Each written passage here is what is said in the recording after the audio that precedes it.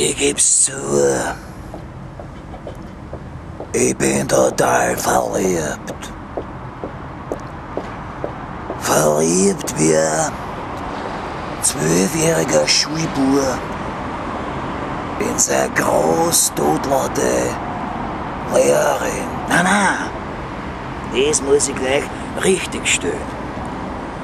Die Tina, meine Traumfrau, hat keine großen Kurtoteln. Sie hat kleine Spitztuteln. Spitztuteln, so wie die Blasengel in die Pornofilme. Wurscht. Nächsten Freitag, Punkt 11 Uhr vormittags, heirat ich meine bildhübsche Spitztutel-Tina.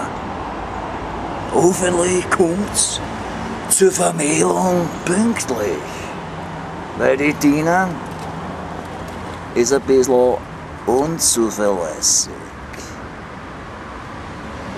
Keine Frage, sie ist urlieb und super sexy.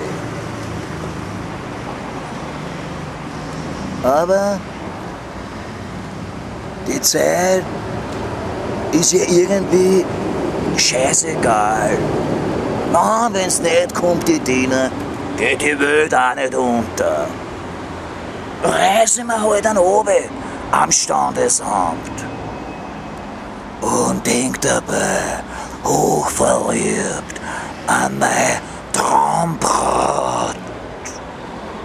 Hoffentlich ist dort Wichsen erlaubt. Prost!